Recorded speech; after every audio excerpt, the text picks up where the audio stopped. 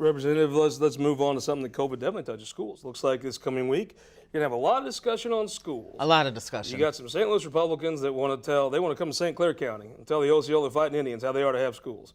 Now, it's going to be interesting to see. If you're a rural Missourian, why would you vote for something that every one of your constituents that knows what it is against it? Right, it's a tough one, and especially like in my area, for example, I have people on both sides of the fence. I obviously, there's schools, Archer Farm, for example, out in my district where, people go there multi-generationals. So you have, you went there as a student, your kids go there as a student, you might even teach there now. So they they like their school board, they like their locals. So they're probably happy and probably do not want, a charter school to come in their area. I'm really hoping that those that want charter schools can justify the reason why they need them for the improvement, and then the people that don't want charter schools can justify why they don't need that set up and just go about their lives. So I think there's a balancing act here. It's interesting. St. Louis City has a ton of private schools. They're all Catholic, right? Yep. I think people kind of like it.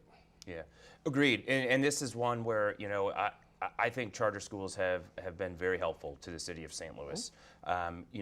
We have 19,000 students in the St. Louis public school system. In the 60s and 70s, there were 110,000.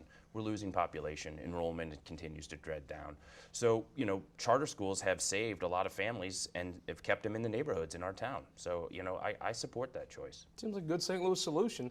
Mike Parson came out with COVID, said very clearly, hey, what works in St. Louis don't necessarily work in St. Clair County. Seems like charter schools work great in St. Louis. Do they? I would wholeheartedly disagree with that. We have a few charter schools that have worked, but by and large, most charter schools have failed, and they have consistently cost the city and the state money.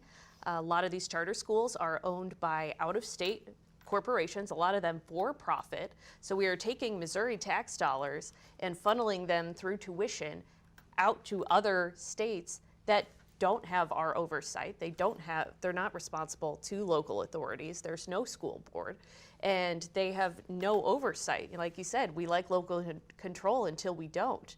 I've never met a Republican that does. I did when they were in the minority in Jeff City. They all love local control. They all love local control. That stopped it. When they got 82 House members, local control was over. Yes. And these charter schools are not in any way responsible to the taxpayers, and I think everyone is concerned about the privatization of education. It sounds like a St. Louis problem that maybe y'all should keep in St. Louis. Now, Gregg Keller, I agree. Tell me how a St. Louis old boy gets in his truck and drives down to Fredericktown. I guess you drive cars up here. And has a great idea for Fredericktown that's going to help them. I ain't never seen it.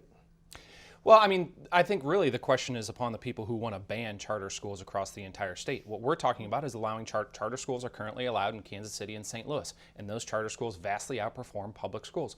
We talk about failing charter schools. Well, yeah, when a charter school fails, it fails. When a public school fails, as is happening in hundreds of instances across our state, you know what happens to those public schools? They get more money in perpetuity. So what we're talking about here, where the political rub is that the Democrat Party is completely beholden to the education unions that fund their campaigns. And unless and until the Democrat Party has the gumption to stand up to their campaign financiers, we're going to continue to see Missouri public schools fail.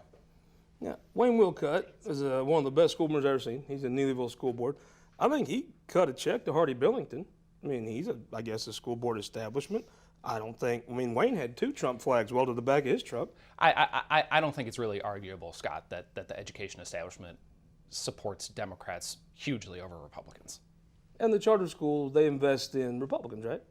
Charter schools invest in kids to give them better educational outcomes, which is currently being failed by the Missouri public school system. And hey, Scott, if you don't like charter schools, then fine. Give people the opportunity to invest in them, and if they don't work, then they'll fail and the problem will be over. What's the big deal? Why not give them a chance? Why ban them across the entire state except for 2 areas? Give me the prediction. Do they come out of St. Louis, or do the rural Republicans walk the plank, or do they stay in St. Louis? I think if they're interested in education outcomes for the children of Missouri, they're going to be against banning charter schools across the entire state. Prediction, does Rick Francis walk the plank, or does he vote for his folks back home?